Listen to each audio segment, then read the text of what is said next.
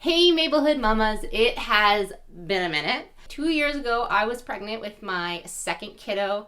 I had a coworker who was also just found out she was pregnant, and she was like, Chelsea, you need to make a video on what I need to register for because I don't know what to do. So me and my coworkers who've had kids put our heads together and we created this awesome list of what to put on your registry and things you need when you have a baby. And then I had a baby.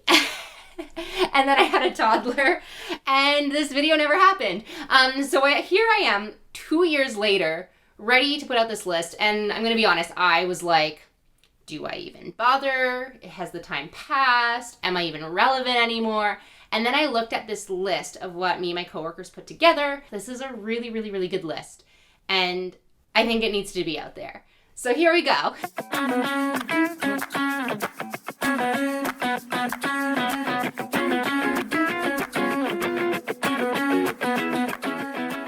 These are all great items you can register for, and then also you can find a lot of this stuff on buy and sell group, consignment stores, secondhand stores. I am very all about the thrifty. So, because it can get expensive really, really, really fast. Entirely up to you. Use your discretion, what makes the most sense for you and your family and your budget. But here is our big list of things. By the way, if you don't already, make sure to subscribe to our channel. We put out lots of awesome parenting tips. If you don't know who we are, we're Mabel's Labels. We make labels for your kids' stuff. If you just had a kid, you're gonna understand why you need labels very soon. Okay, let's dig in.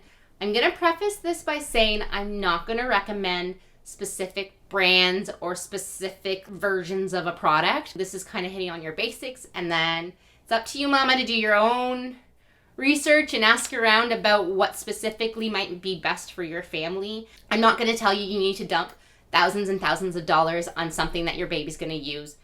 Maybe not at all. Maybe for up to 6 months maximum. That's so not my style. Let's talk about the Bassinet first, because everyone thinks they need a Bassinet. And you're not wrong. I used a Bassinet for both my kids.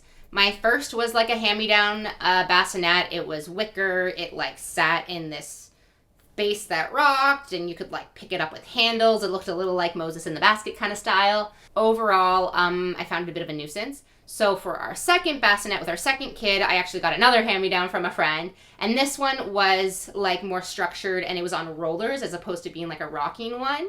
It lined up with our bed really nicely. So in terms of picking up baby in the middle of the night for feeding and such, I could really just roll over and sort of scoop her up pretty comfortably.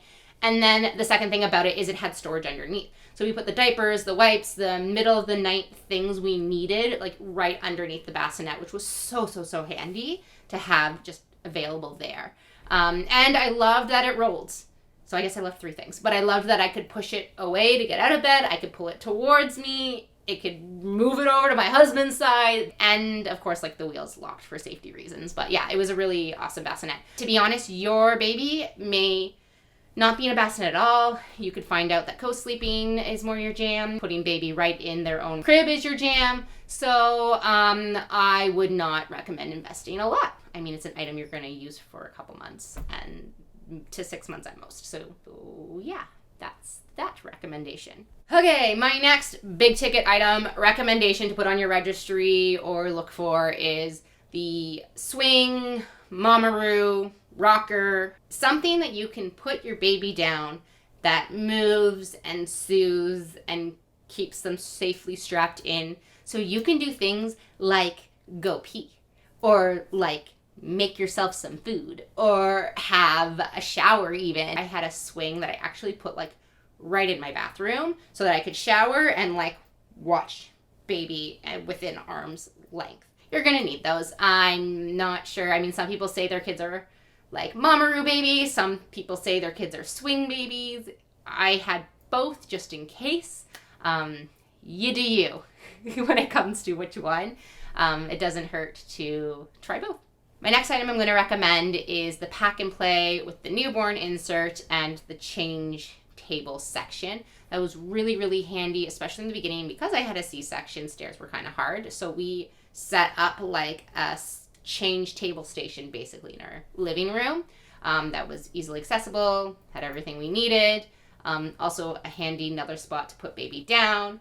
Pack and plays become really useful down the road if you're going to stay at grandparents' house, friends' houses, traveling of any type. It's nice to have a pack and play on hand. My next item of recommendation is a emphasis on easy to clean high chair. I'm not a huge fan of the fabric ones with deep seams where food gets like crusted in there. You will know, toddler mamas, you know what I mean. You just want something that you can easily wipe down, hose down, cleaning friendly, sanitary friendly.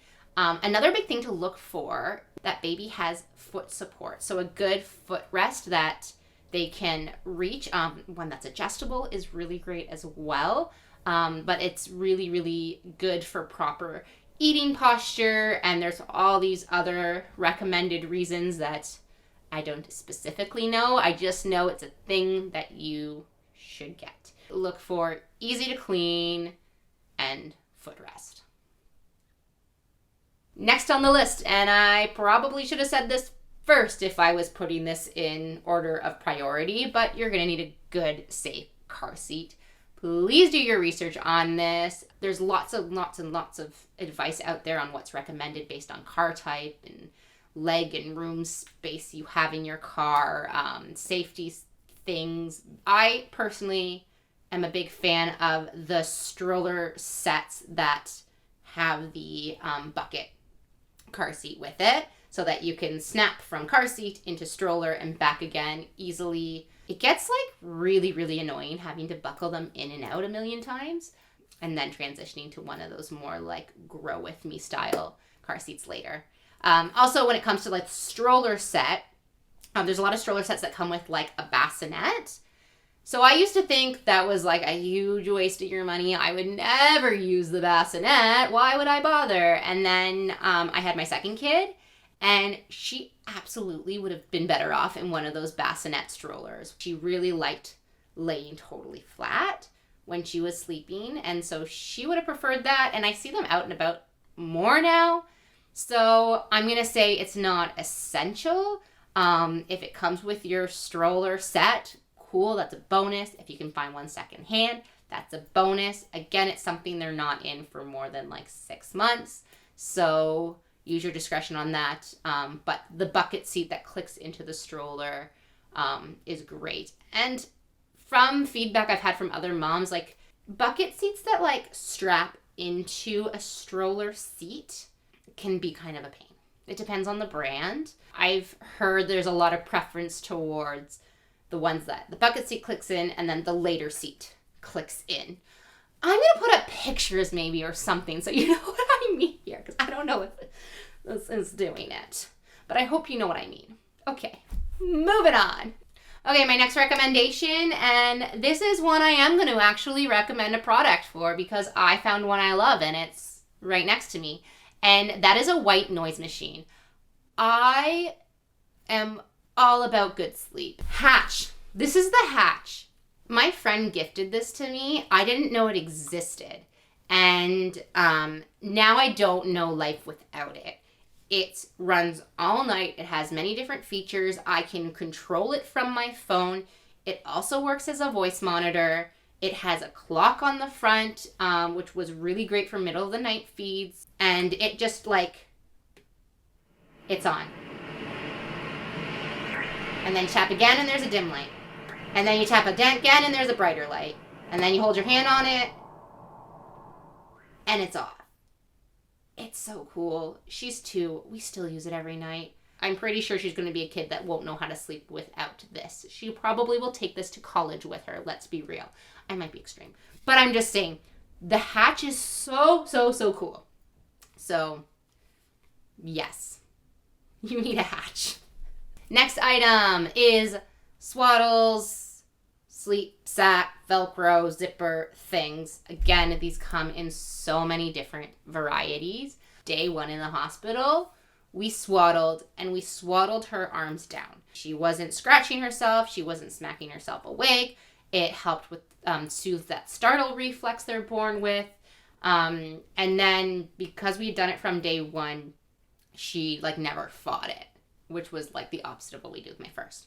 It's cool to have ones that will transition. At some point you want some that will do both arms in and arms out as you make that transition. Do I recommend brands? I do love the Halo sleep sacks. So let's talk from Swaddle now to baby carriers.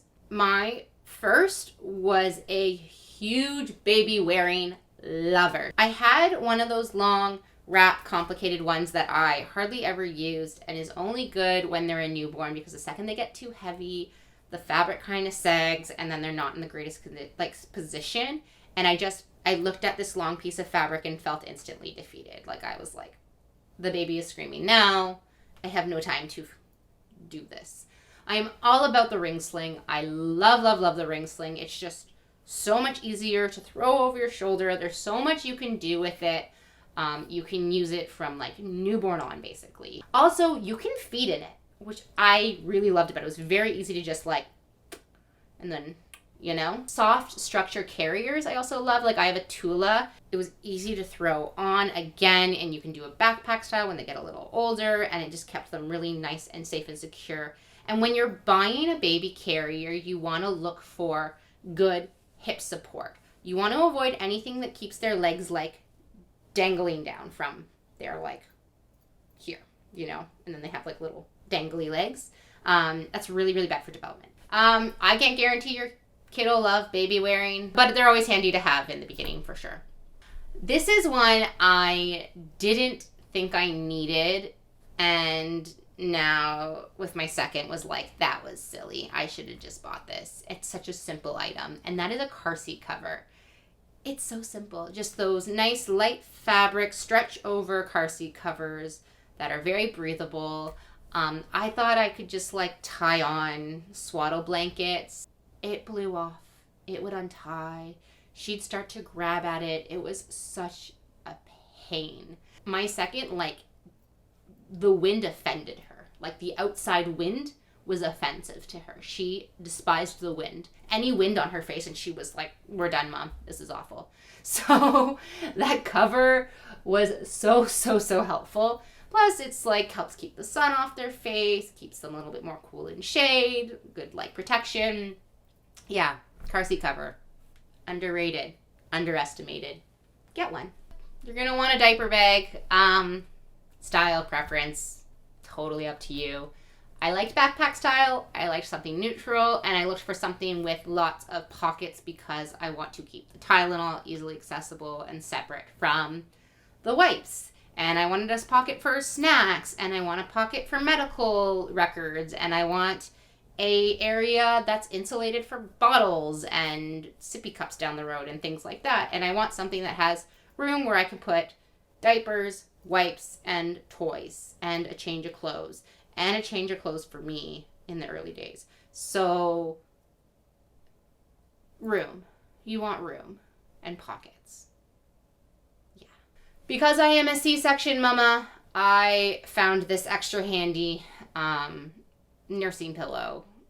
I couldn't do it without something fairly firm, something that you can kind of wrap this way and this way.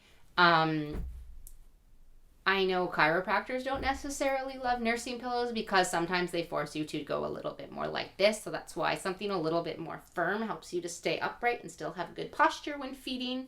But in those early days, like, I brought my nursing pillow to the hospital because after a C-section, holding and feeding was really, really, really, really hard. So it was very, very handy. If you plan to breastfeed, a nursing pillow is wonderful.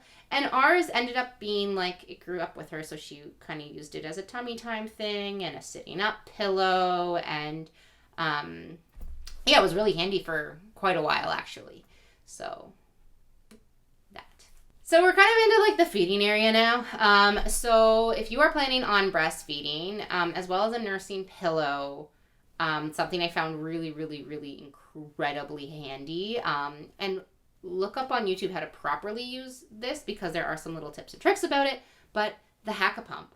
The Hacka was awesome. I have always had supply issues, and it was really cool to see like while my milk was coming in. It actually helped my milk come in faster, and while my milk was coming in, I would put the Hacka on the other side, And I was amazed at how much like let down and extra milk it was able to catch. I think it really did help keep my supply up for as long as we were able to until we had to transition to formula.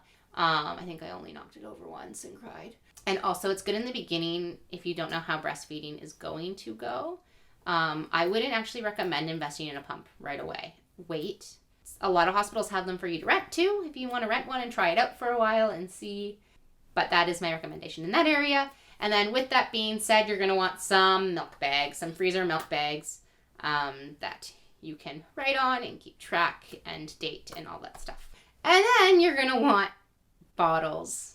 Even if you plan to exclusively breastfeed and you have no intentions of bottle feeding at all, it doesn't hurt to have a bottle on hand just in case. The cry of a starving baby and a frustrated mother and just tired exhaustion and pain and emotional pain, it's a lot. And just having all the options there is really recommended. That's why I also recommend like having a bit of formula accessible to you just in case.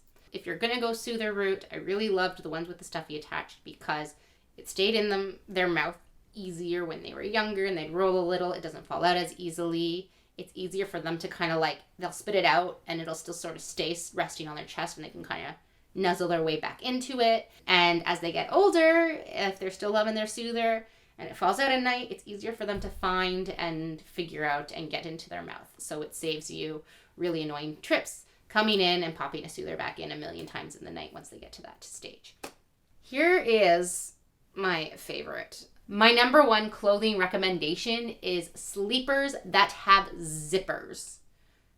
Not snaps, not buttons, zippers. And the ones with the double zippers, where you can like zip the bottom section and like take their little bum out easily and still kind of keep the top section intact.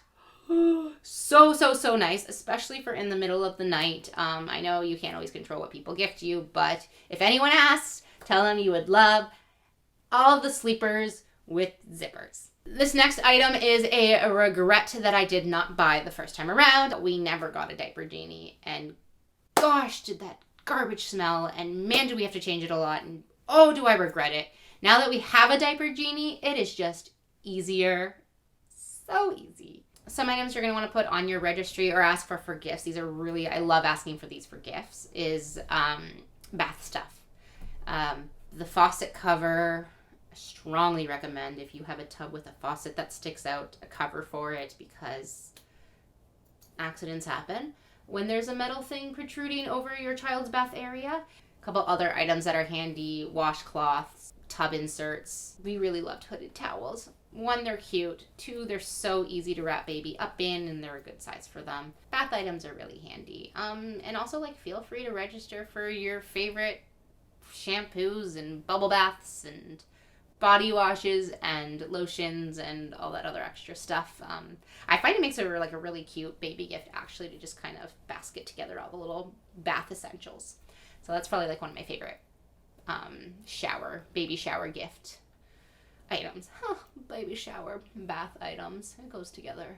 That's cute. This item was gold for us, and that is a car mirror. It's one that goes when they're rear facing on the headrest of the seat, and it has a mirror and a little remote that like plays music and lights up. My in-laws live like over 2 hours away, and so that item was very essential in the beginning to help calm baby for those long car rides. This next item, one of the bigger ticketed item, is like a play activity thing. One of those play mats with things that you can hang. Really great for development, helps baby to grasp. A lot of them, there's like a tummy time option as well. They have these things out that are like convertible to every stage of the first year of your child's life. They're totally worth the investment. You're going to need something to keep your kids busy and engaged. And then also like a lot of times those play activity mats have, you can clip on and off the toys. So handy if you're going to go to like out somewhere and you need some quick toys to throw in the diaper bag, you can just take a couple of them off and bring them with you. Especially anything with a mirror. Babies love looking in mirrors. Mirrors are great. Bring a mirror with you. Okay, the next item I'm going to bring up is probably a little obvious, but I'm going to put it out there anyways, and that is labels. Why would I need labels when I'm having a baby?